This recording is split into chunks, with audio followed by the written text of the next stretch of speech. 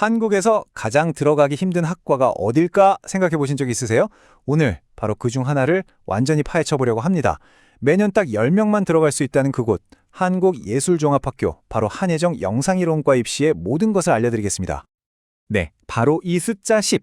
이 숫자가 한예종 영상이론과 입시의 모든 걸 말해줍니다. 매년 전국에서 정말 내로라 하는 인재들이 지원하는데요. 일반 전형으로 뽑는 학생 수는 딱 10명뿐입니다. 정말 어마어마한 경쟁률이죠? 아니, 그럼 대체 어떤 학생을 찾길래 이렇게 조금만 뽑는 걸까요? 한예종이 원하는 인재상은요, 단순히 영화를 만드는 기술자가 아닙니다.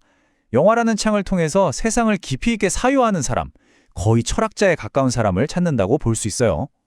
그래서 지원자에게서 보고자 하는 딱 하나의 핵심 역량이 있다면 바로 이겁니다. 비평적 안목. 이게 뭐냐면요, 그냥 영화 보고 재밌다, 슬프다 여기서 끝나는 게 아니고요. 이 영화의 카메라 워크는, 이 편집은, 이 사운드는 왜 이렇게 사용되었을까? 그리고 이게 우리 사회의 어떤 모습과 연결될까? 이걸 논리적으로 설명해내는 힘이죠.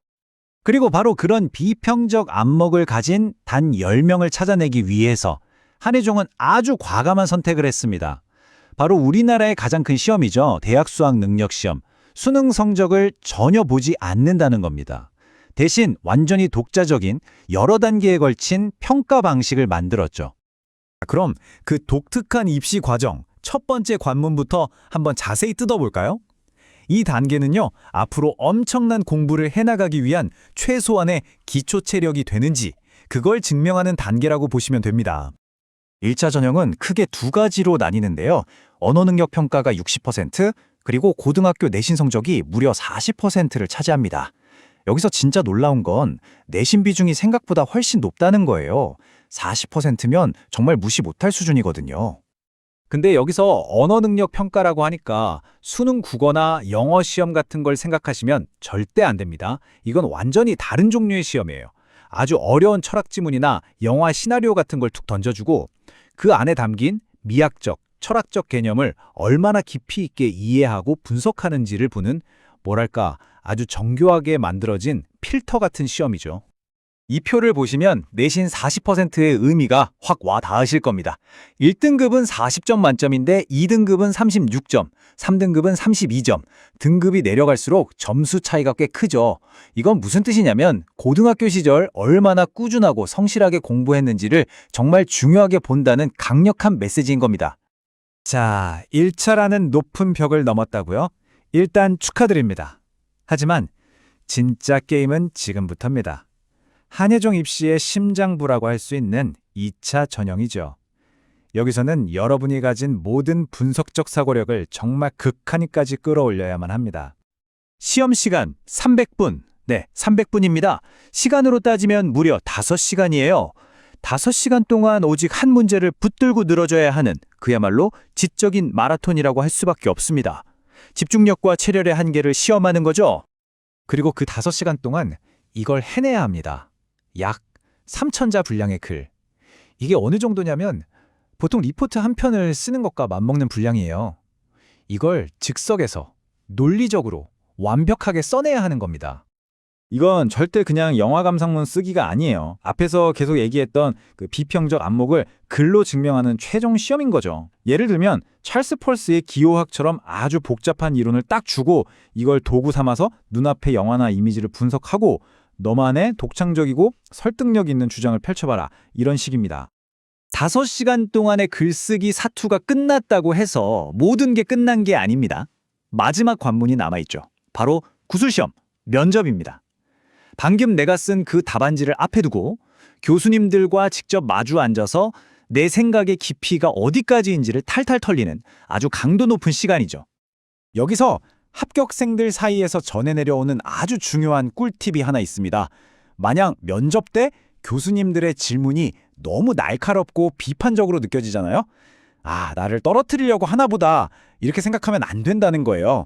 오히려 그건 교수님들이 내 생각에 아주 깊은 흥미와 관심을 보이고 있다는 굉장히 긍정적인 신호일 수 있습니다. 자, 지금까지는 시험 얘기를 했는데요. 한예종 입시는 점수만으로 모든 게 결정되진 않습니다. 시험 점수를 넘어서 나는 어떤 사람인지를 보여주는 유일한 문서, 바로 프로필, 자기소개서가 남아 있으니까요. 이 2000자 안에 여러분의 지적 성장 과정을 한 편의 이야기처럼 담아내야 합니다. 그냥 저는 무슨 책을 읽었습니다, 이렇게 나열하는 게 아니에요.